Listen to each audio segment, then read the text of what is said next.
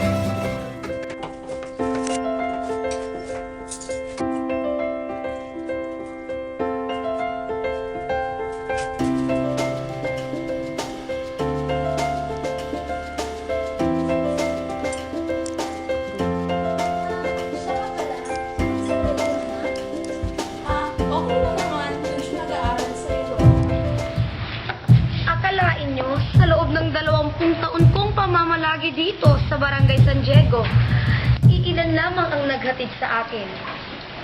Diyan mo makikilala ang kamangmangan ng mga Indio. Ipagpaunanin po ninyo na sa bahay tayo ng isang Indio. Huwag kayong mag-alala. Si Kapitan Tiago ay hindi nagpapalagay na siya isang Indio.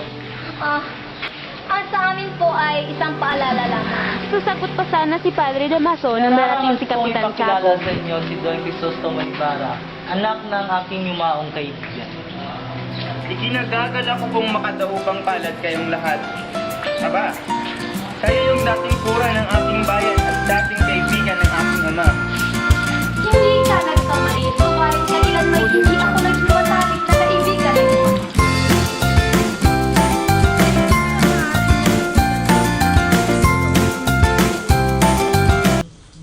Bagamat ako'y nasa ibang bansa, hindi ko nakakaligtaang umalalang lagi sa aking pinanggalingan. Sa bawat bayan na aking marating, nililisan kong batid ang kanilang kasaysayan ng pamumuhay, politika, relihiyon, anupat sa kanyang kabuuan. Ibig mong sabihin, nagsayang ka ng pera para lamang matutunan ang mga bagay na iyon, na maski batang maliit ay alam iyan. Mga Ginoo, huwag kayong magtaka sa kapalagayan loob na ipinapakita sa atin ng ating dating pura. Kaya lamang ay sinasariwa po niya ang madalas na pagpapaunlak sa aking ama at yamang tapos na rin ang hapunan, panintulutan niya ako makapagpaalam. Pero darating na si Maria Clara. Paparito po ako bukas bago umalis. Ngayon may dadalawin ako hindi pwedeng ipagpaliban. Nakita niyo na, iyan ang masamang naidudulot ng pagpapadala ng mga kabataang Indio sa Europa. Dapat itong ipagbawal ng pamahalaan. Samantalang matamang pinagmamasdan ni Ibarra ang kapaligiran.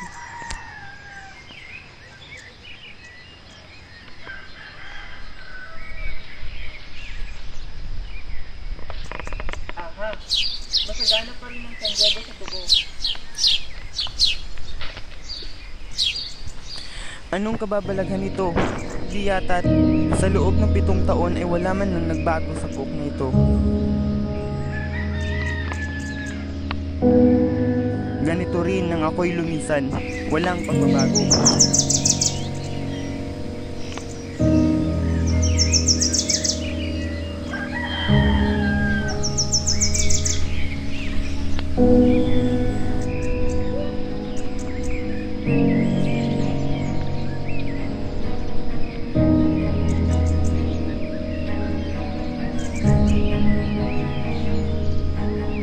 At mga palay. Kayo pala, Tiniente. Hindi ka nagkakamali, binata. Subalit, Ano po ang dapat kong ipag-ingat? Sa inyong tinuran, may palagay akong napamahal sa inyo ang aking ama. Masasabi ba ninyo sa akin ang naging palad niya? Kung gayon ay, wala nga kayong kabatiran sa kanyang pagkamatay sa bilangguan. Sa bilangguan, namatay ang aking ama sa bilangguan. Gaya ng pagkakaalam ng lahat. Ha? Dahil sa hindi pangungumpisal, si Don Rafael ay madalas paratahan ng Padre Damaso. Pinaginalaan siyang isang filibustero at erehe. Hanggang sa pulpito ay pinasasaringan siya ni Padre Damaso na naging mahigpit niyang kaaway. Isang araw, tinukso ng mga bata ang mangmang na tagasingil ng buwis. Napiko ng mangmang at hinabol ang mga bata. Nang abutan ay pinagsisipa ito ng sa darating ang iyong ama. Mga batang iyan, hindi mo dapat patulan ng mga paslit.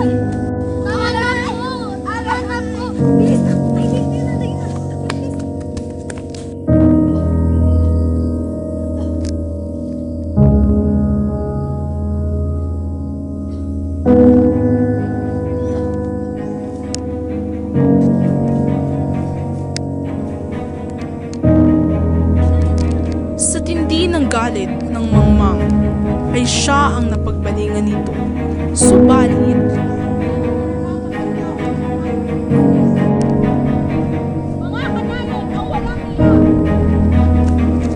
dahil sa pamumuo ng dugo sa ulo, ay namatay ang pobrador na siyang sanhi ng pinabilanggo ng iyong ama. At bago na mawalang sala ay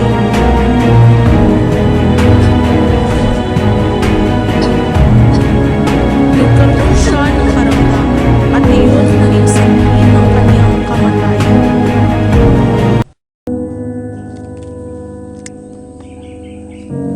Samantala, sa tahanan ni Kapitan Tiago, Sana ay nasiyahan ang lahat sa handa ko. Hindi sana magang malis si Bara, ay nakaulayaw sana niya si Maria Clara. Kung di sana maagang pumanaw si Pia ko, ay ganap na ang aking kaligayahan. Mapalad ako sa pagkakaroon ng anak na mabait at maalaalahanin. kinabukasan, pagkatapos magsimba, ay makikitang nasa bintana si Maria Clara na wari ay may hinihintay. Hanggang ngayon, wala pa siya. Lubha sigurong maraming inaasikaso. Ako ba'y lagi mong naaalala? Hindi mo ba ako nalimot sa iyong maraming paglalakbay? Nasa ibang lupain man ako, ay hindi ko kailanman malilimot ang aking minamahal. Ibig mo bang sabihin, wala kang nakitang magagandang mutya sa pinuntahan mo?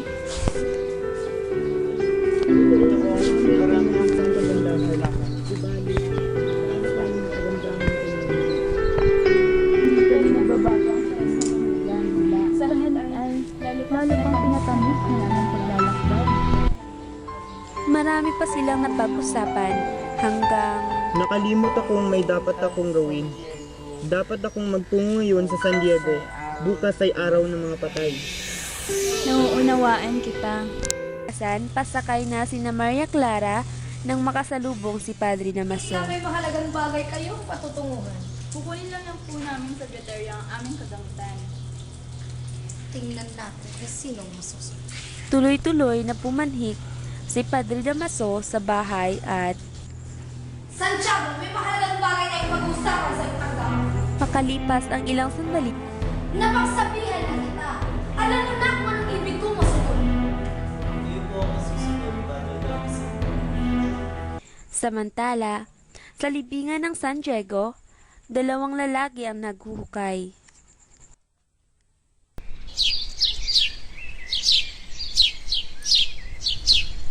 Ang ibig mong sabihin, hinukay mo ang bangkay, gayong 20 araw pa lang nalilibing? Tao ko lang rin, pinagtan ko na kamo. At bakit mo naman hinukay ang bangkay?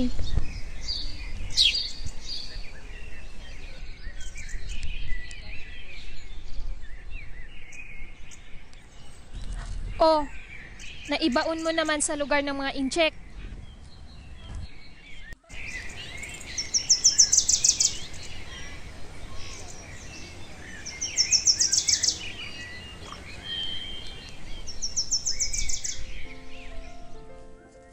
Hindi naglaon ay unti-unting dumarami ang tao sa libingan, kabilang na sina... Aba, Magandang araw, Ginoo.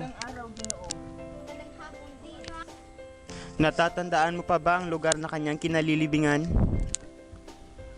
opo. Kung gayon, Ginoo, maaari mo bang ituro sa akin ang lugar na kanyang kinalibingan? Halika. Nilagyan ko pa nga ng isang cross na may pangalan niya. Tara, puntahan natin.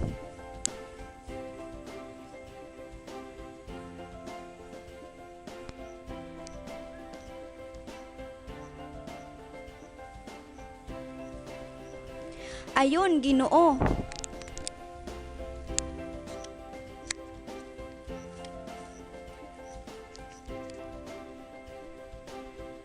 Subalit, nang sumapit sila sa itinuro ng matanda ay...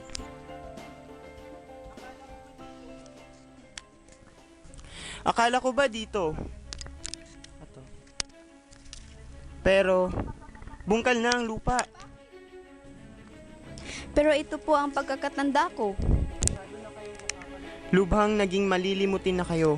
Mabuti pa'y itanong mo sa tagapaglibing na yon.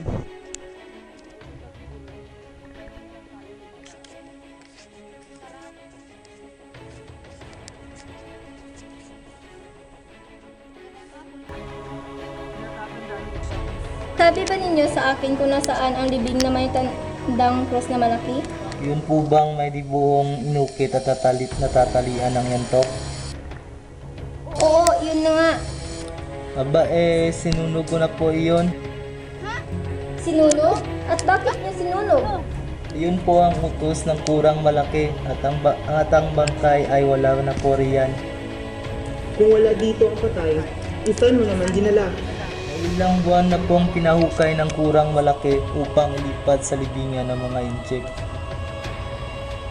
At ginawa mo naman? Hindi ko po nagawa iyon dahil umuulan noon at nabigat ang kabaong kaya itinapon ko na po sa ilog.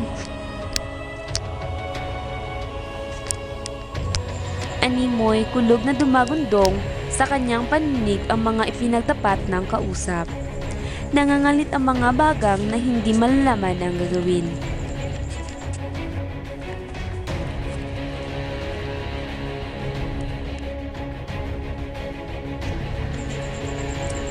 At marahil sa tindi ng galit, pagdadalamhati o pagkaawa sa sinapit ng ama ay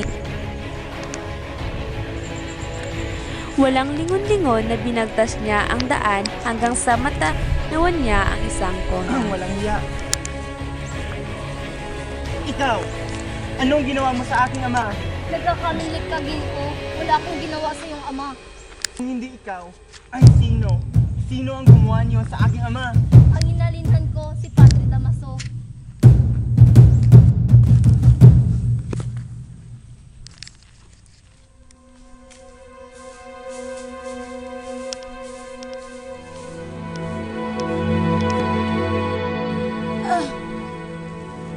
Kayo na po bahala magpatawad para sa akin.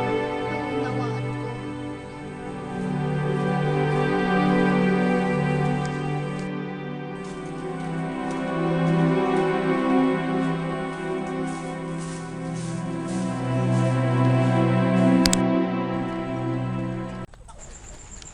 Samantala, sa ikalawang panig ng kampanaryo ay Patapin mo mabuti, Crispin. Kakasabihin ng kapitan may tinatamad tayo. Pero kuya, nangihina na talaga ako. Kuya, nangihina na ako. Kuya, ilan ba yung sasahurin mo yung buwan?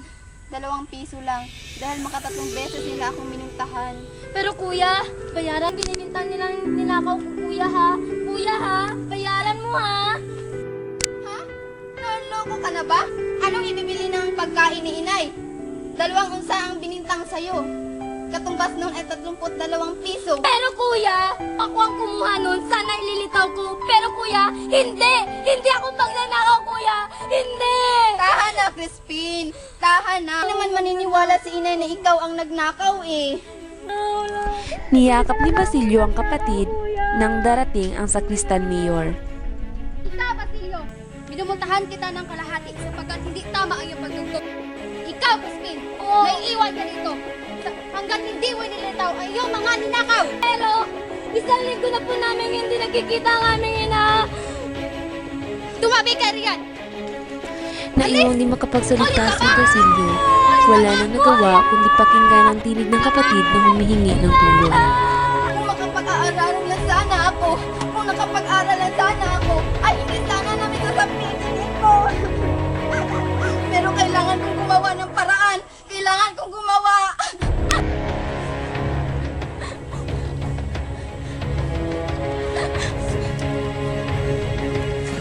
Bintana, ito na ang solusyon.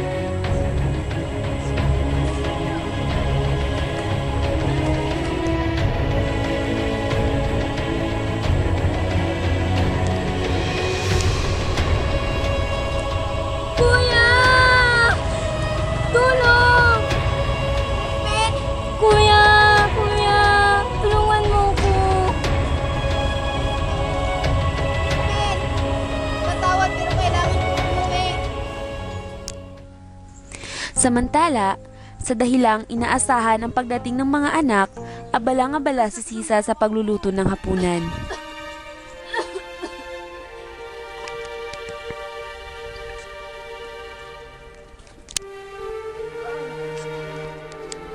Masasaya si Basilio at Crispin ko sa kaping ito. At mabuti na lamang at nakaamot ako ng kapirasong dami ng baboy. Upang maaliw ang sarili sa paghihintay, ay manaka siyang umawit at ilang sandali pa'y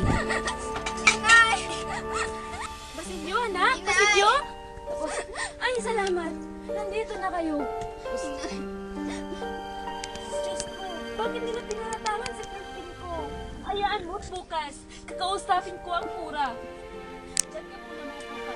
Ako ko lang kakain.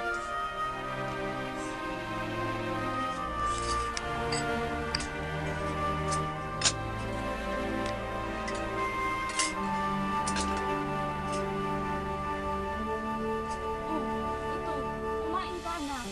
Wala pa akong gana, inay. Alam kong hindi mo maiibigan ang tuyo. Ngunit tumanda ako ng masasarap na pagkain nung inubos na kita. kinabukasan ay maagang nagtungo si Sisa sa kumbento. May dala siyang mga gulay para sa kura upang kahit paano'y maibsan ang galit nito sa kanyang anak. Subalit, Ha? Si Crispin nagtanan? Ngunit si Basilio lang umuwi sa bahay. Wala si Crispin. Marahil, naroon na mga sibil sa inyo upang hulihin ang anak mo. Mabuti kang ina. Ngunit, ang mga anak mo ay nagmana sa kanilang ama. nagmamadaling nilisan niya ang kumbento ng di mapakali. Diyos ko! Guardia Sibil! Huwag mo po sanang itulot.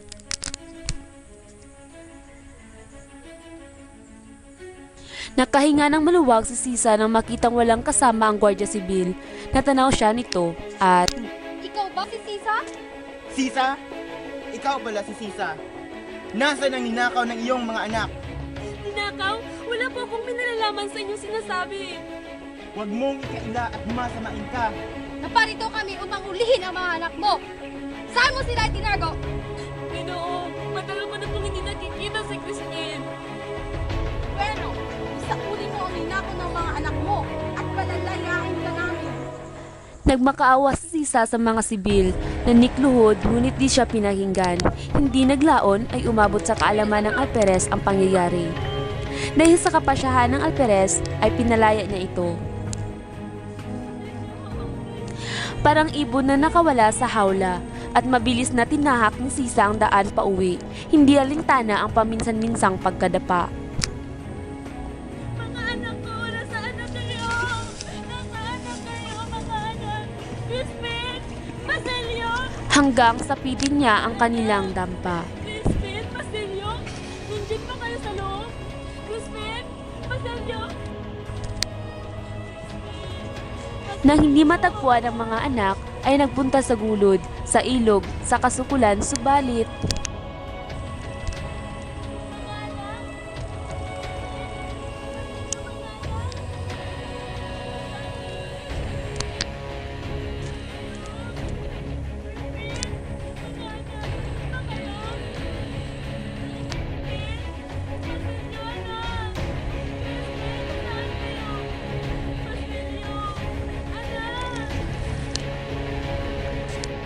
muli siyang pumanhik ng bahay hanggang sa mamataan niya ang may dugo. May dugo ang damit ni Basilio. At dala marahil ng matitinding dagok na sinapit ay tuluyan ng pinanawa ng sariling bait.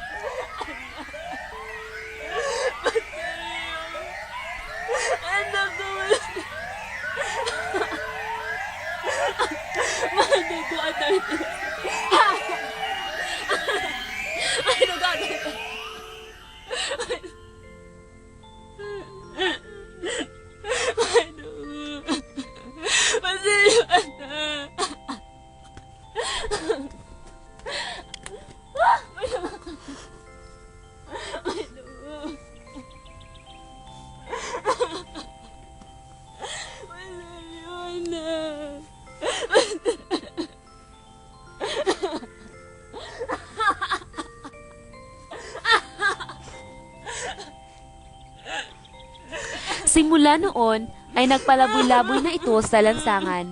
Samantala sa kabilang dako sa isang gulod, Dito po itinapon ang bangkay ng inyong ama. Dito kami dinala ang tagapaglibing. Maraming salamat sa pagtuturo ng lugar na ito. Wala po kayong dapat na pasalamatan sa akin. Marami pa akong utang na loob sa inyong ama. At ang tanging nagawa ko ay ang sumama sa kanyang libing. Dahil sa kanyang pagtulong ay maraming mga bata ang nangatuto. Subalit ngayon ay... Aha! Kung gayon pala ay kailangan ipagpatuloy ko ang balak ng aking ama. Mas mabuti ito kaysa ipaghiganti ko siya.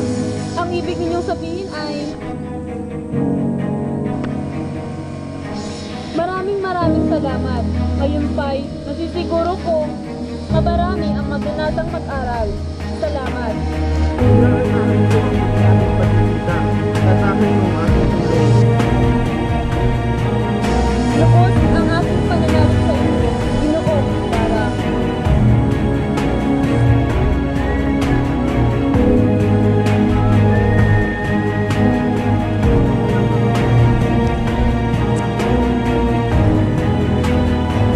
Magandang hapon po sa inyong pagkisante. Inaasahan ko ang pagpapaumanhin sa aking mga pagkukulang. Dilata, nauunawaan kita. Palimutan mo na ang iyong magitan sa atin.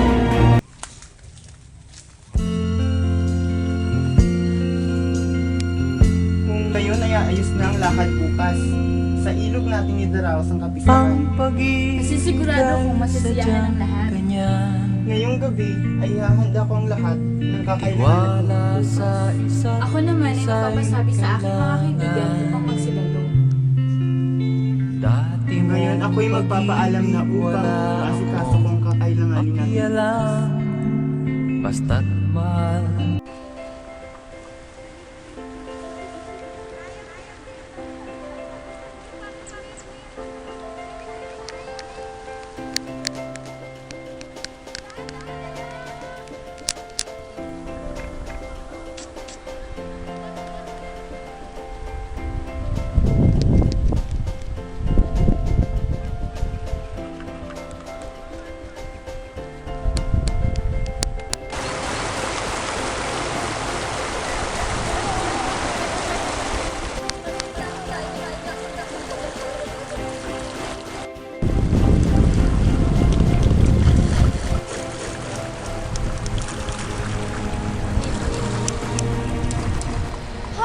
Ano itong magalas-galas na buha ng bubuhaya nga? Buhaya? Dapat ay buhaya yan. Eh wala mga buhaya.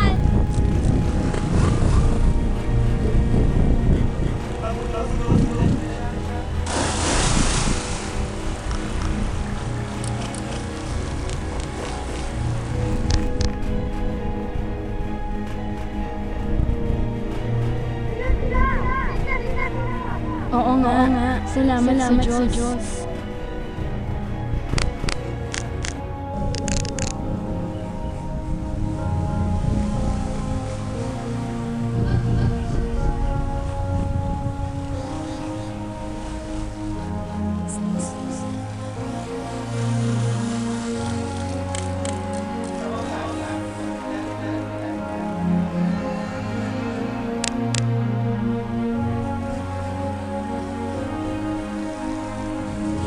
Utang sa inyo ang mga Masyado kayong Pinoon. Sanunod, huwag niyong ikitigil. Magtimagtimig at malalay sa kapatamahan. Tao ako, hindi ka na ganito sa lawang yan. Kung di nga ako namutaw sa ilalim, ay makamapigang sana ng aming pamilya. Inuulit mo na ang ating kapasalamat at darang araw ay makamagang na sa inyo. Nagpaumanhin si Elias bago lumisan. Ilang saglit lamang ay dumating ang mga sibil. Ngunit sila ay nabigo dahil kakaalis lamang ng isang piloto na nangangalang Elias.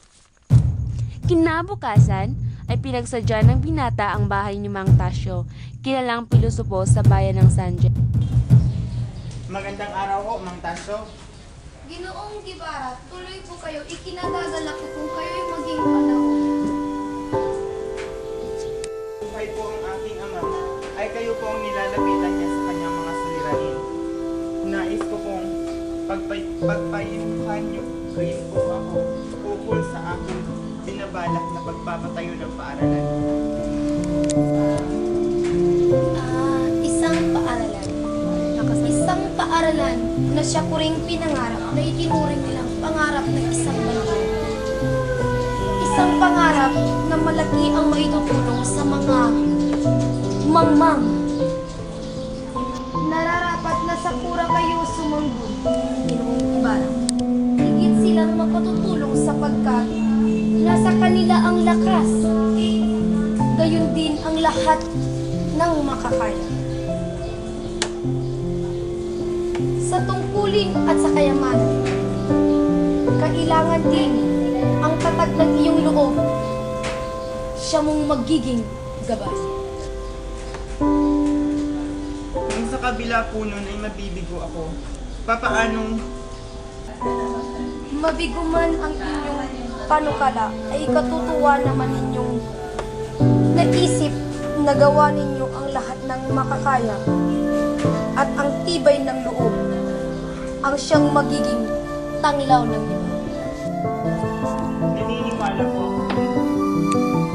hindi na sayang ang ating pag-asa ng isang buhay.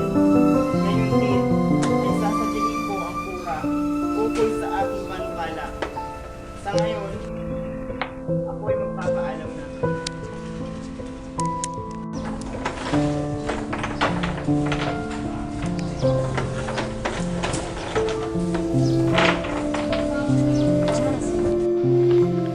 Ang payo ni Mang Tasyo ang naging gabay ni Ibarra at ito ay nagbunga ng matagumpay.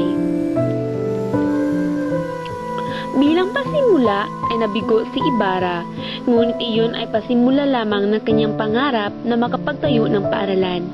Hindi sumuko si Ibarra, mas lalo pa niyang pinagtibay ang kanyang loob hanggang siya ay nagtagumpay. At nang matapos ang paaralan ay isang tanghalan ang idinaraos. Ang dami ng naging gastos ng paaralan yan. Ang hirap sa mga Indyo kung mo nakapag-aral kung umasekala mo kung sino na. Lahat sila'y magwawakas ng gaya ng nararapat sa kanila. Buhay pa man ay parurusahan na ng mga ganyang ulupon. At ang mga mapagpanggap na iyay nangangamatay at nabubulok sa loob ng bilangguan na wala man lang sapin upang himlayan ang kanyang bangkay tulad ni...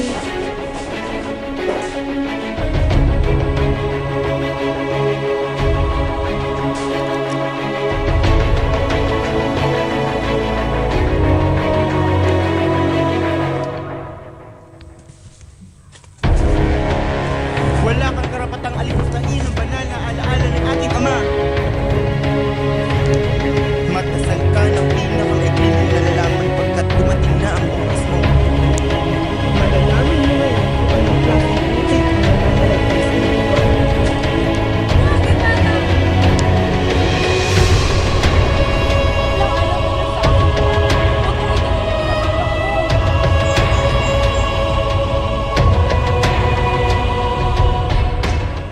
Kinabukasan sa bahay ni Kapitan Tiago,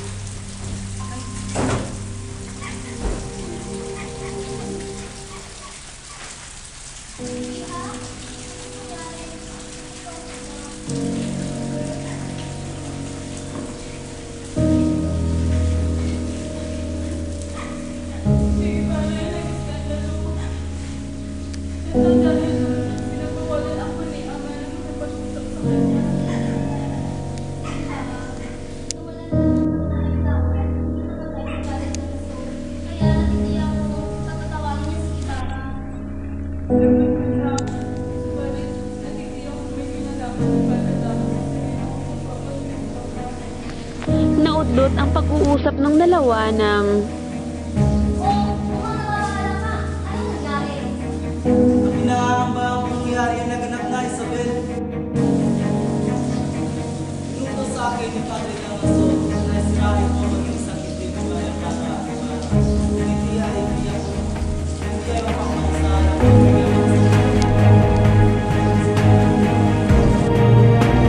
sa sinabing iyon ng ama ay tuluyan ng napahagulgol ang dalaga.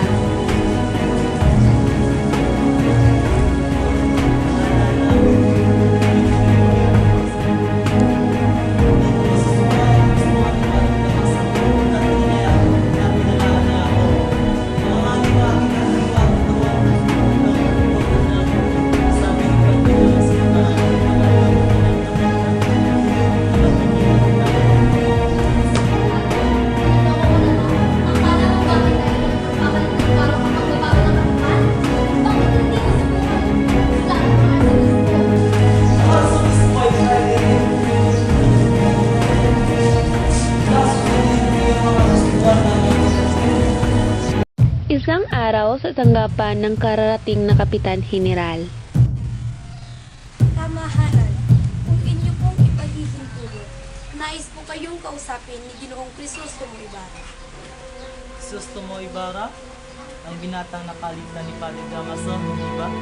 Wala na pong iba, at sa ngayon, iskumulgado pa rin po. Mo siya, gusto ko siya makausap ng sarilinan. Bang nasisiyahan ako, Ibarra, sa pakikipagkamay ko sa iyo ngayon? Labis akong nasisiyahan sa kabutihan ipinapakita niyo.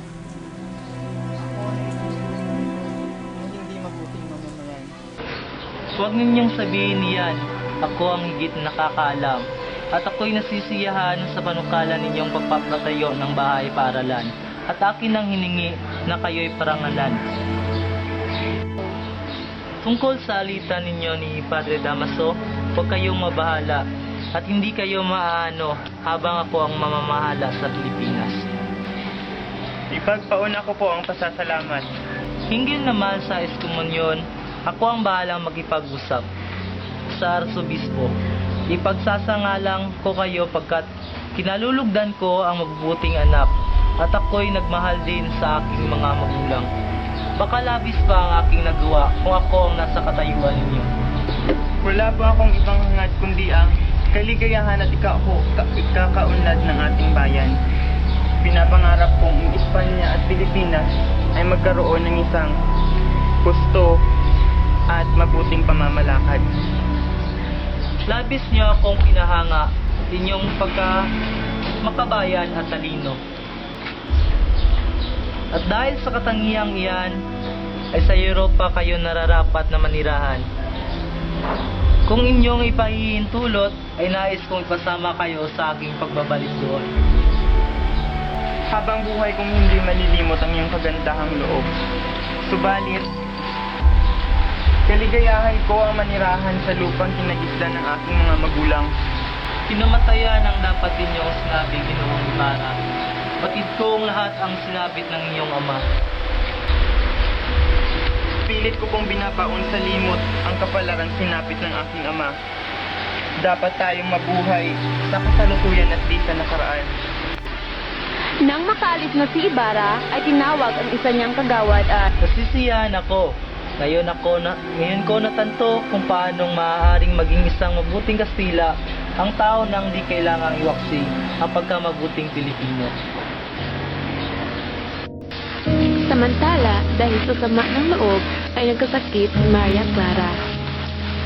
Kapitan Jaco, dumating sa amin ang balita na may sakit daw si Maria Clara. Kaya, sinama ko na lang si Dr. Miss Espana. Gracias, Doña Victorina. Ipinigil ko na kayo.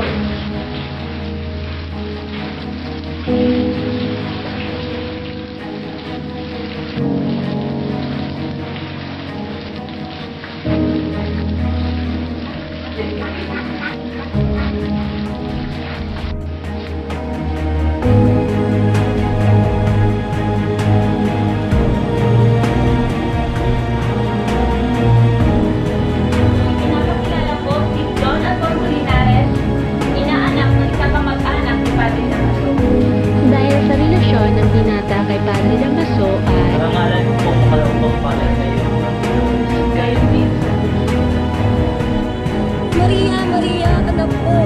Hindi ka mamamatay. Itatawag ako ng dalawa sa pagkatao.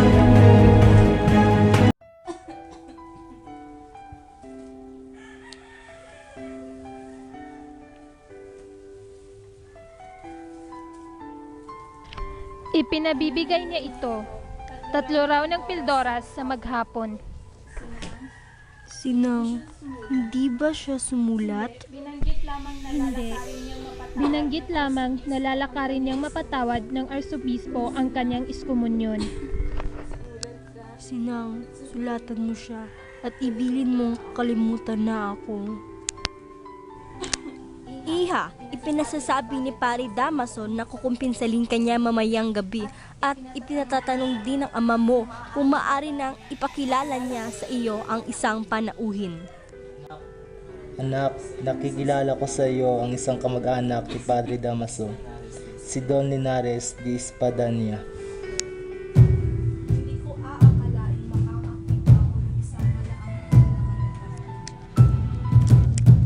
Maswerte kayo at marami kayong bansang narating tulad ni Ibarra.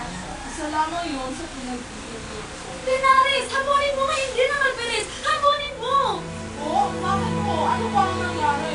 Akalain mo, hinamak tayo ng mga Alperes at ipinahayag kung sino ka. Hamunin mo siya! Kung hindi ay matatapat kung ikaw ay... Doña Victorina! Magpunos dili ka!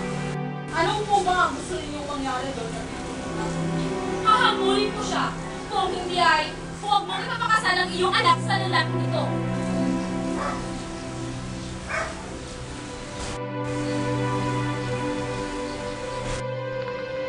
Sa ibang dako naman, may dumating na masamang balita kay Padre Damaso na tungkol sa gagawin ng pag-aasa ni Ibarra sa kwartel sa ganap na 8 ng gabi. Nagsihanda ang mga Alperes para hulihin si Ibarra. Ngunit, bago pa man mag-8 ng gabi, ay may dumating na isang panauhin sa bahay ni Ibarra. Buksan mo ang pinto at tumuloy. Aba, Maria, ikaw pala. Ano ang iyong kailangan? Ginoong Ibarra, ay hindi ko ay kailangan lumisan kayo sa puok na ito. Pero bakit iyak? Natuklasan ko kung may pag-aasang gagawin mamayang gabi at kayo ay isisigaw upang kayo mapahamak. Diyos na mabagin. Sino ang nagpusong may gawa nito? Anong aking gagawin? Ayaw ko sa akin na kausap, sila po ay inyong pagwan at inyong inisisal upang mamulo. Wala akong magagawa kundi ang... Tumakas! At isa ng puok na ito. Wala na Espanya! Ito ang pinto! Tiyak sa ibang namin ito! Ang angkangan! Pinangita na! Anong nararapat natin gawin? Hindi na ako kaya. Mabuti pa't magtago ka. Lagi ako nakasubaybay sa'yo, Ginoong Ibarra. Nang makapagtago si Ilyas, ay mapayapang nanaong si Ibarra.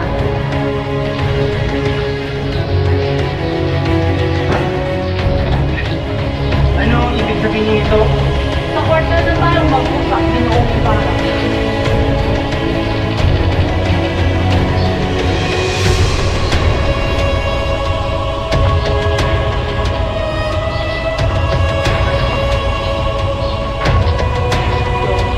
Hindi na narapat na magkakamay ng mga pupilin ang kayamanan ni Ginoong Ibarra. Samantala, sa loob ng kabahayan,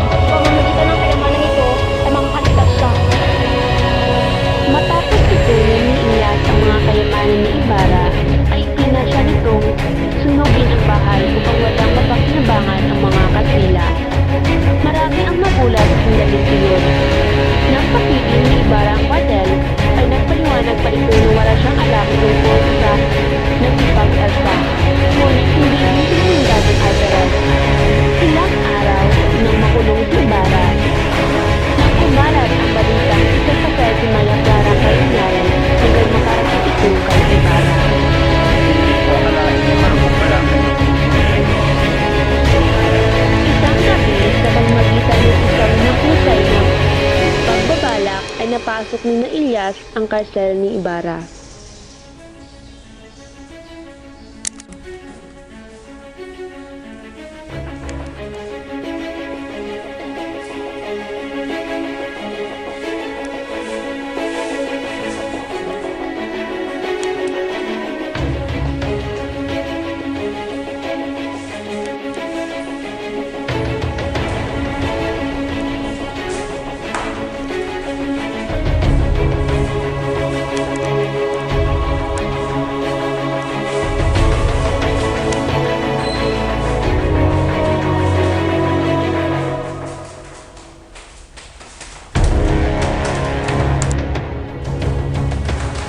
At nang makatakas ng dalawa, Saan niyo gusto magpunta? Idaan mo muna ako kina Maria Clara bago ako lilisan. Ibig ko siyang makaliig. Ba? Diyos ko, sina Ibarra at Ilyas. ilang sandali pa'y magkaniig na ang dalawang sawimpalan. Marahil, sadyang hindi tayo nauukol sa isa't isa. Naparito ako upang sabihin sa iyo na bago ako lumisan ay pinapatawad na kita. Lumigaya ka sana. Hindi ka magsasalita ng ganyan kung batid mo ang buong katotohanan. Natuklasan ko ang tunay kong ama. Ipinagbawal niya sa aking mahalin kita. Maliban na lang kung patawarin ka niya sa kalapastangan ayon sa kanya ay ginawa mo. Nagtaksi ang aking ina sa kinikilala kong ama. Iyon ang lihim na natuklasan ko. Hindi ako makapagpapakasal sa iyo sapagkat ibubunyag ng taong nagtapat sa aking lihim sa madla kung susuway ako sa kagustuhan niya. Alang-alang sa alaala ng aking ina at sa parangalan ng kinikilala kong ama at sa banal ng katayuan ng tunay kong ama at patawarin mo ako, Ibarra. Pagkat mahal kita, inisip nila hindi mahalaga. Mahal kita maging sino ka man. Ako ang patawarin mo sapagkat pinag-alinlangan ko ang katapatan ng iyong sumpa. Tumakas ka, mahal ko, at kahit saan ka humantong, ay pakatandaan mong pinakaiibig kita.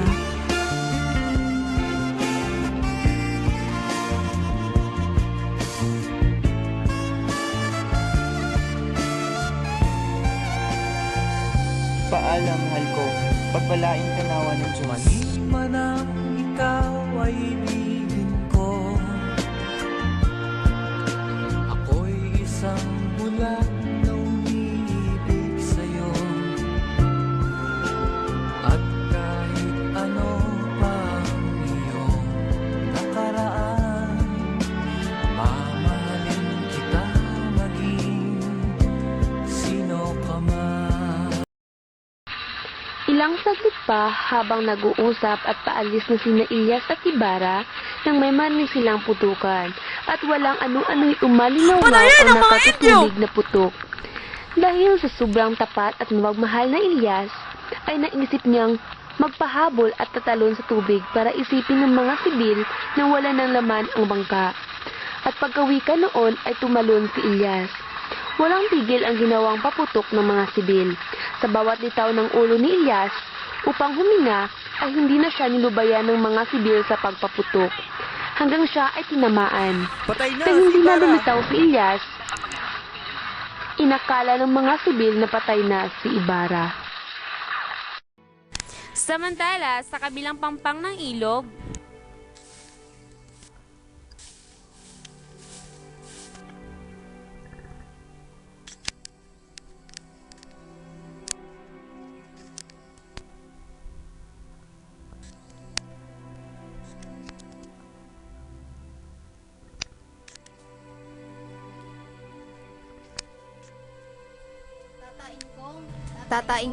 Tataingkong. Kong, may mahigit na po bang isang buwan akong may sakit? Mula nang matagpuan ka naming walang malay ay makalawa nang nagbilog ang buwan. Yama ngayon ay Pasko, ay gusto ko pong umuwi sa amin upang makapiling ko ang aking ina at mga kapatid. Sigurado po na tumatangi sila sa aking pagkawala. Hindi ka makararating ng buhay sa bayan, anak, at saka hanapin ka ng aking mga anak. Marami po kayong anak. Ang aking inay wala kundi 2. Ibig ko pong bigyan siya ng aginaldo na kanyang ikatutuwa. Isang anak. Napaluha ang matanda. Hindi niya inaasahan na babigkas iyon ng isang paslit.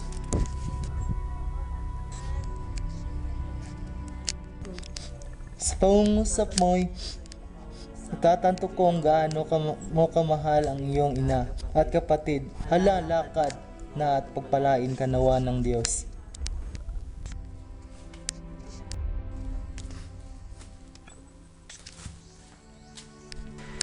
Samantala, nang sa mga sandaling iyon,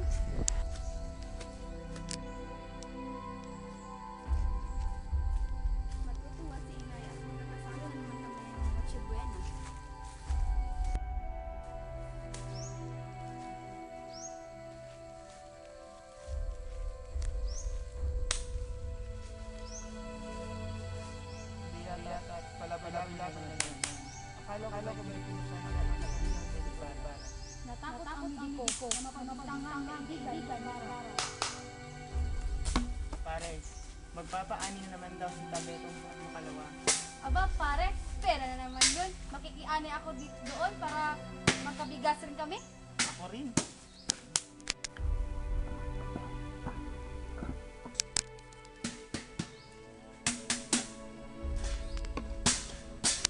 Aba, nariyan na naman sa...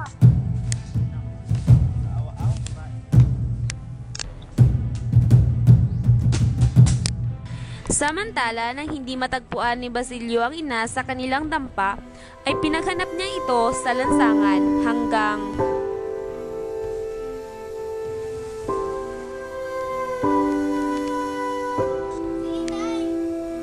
ang tinig ni Basilio ang nagpakalimot ng takbo sa di nakakilalang ina.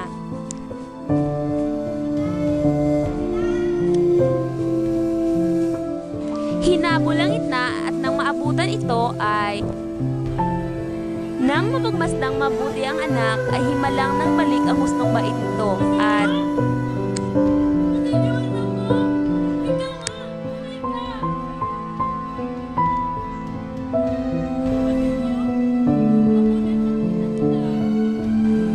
kapwa sila nang wala ng malay at nang pagsaulian ng ulirat si Basilio ay nabagpuan niyang wala ng buhay ang mahal na ina.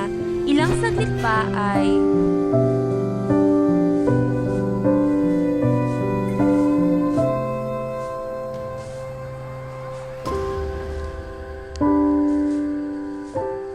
Sino ka? Ang tawag po sa akin ay Basilio, at ang babaeng ito'y aking ina. Patay na po siya. Bago magpagkamuhay, apatay na ako. Manguha ka ng kahoy at itinaksan mo rito. Pagkatapos ay ikatan mo ang aming bangkay at kami ay iyong silaban. Pagkatapos, sa takong ko, ang lahat na makukuha mong masalamin ay sa'yo na at mag-aral ka mabuti dahil ang kabataan ang pag-asa ng bayan. Pumunta ka na roon, kumuha ka na ng mga kahoy.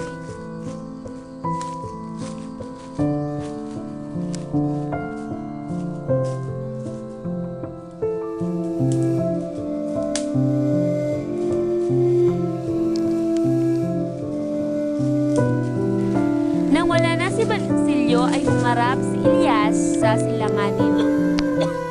Mamamatay man ako, di man nakikita ang ningning na bukang liwayway.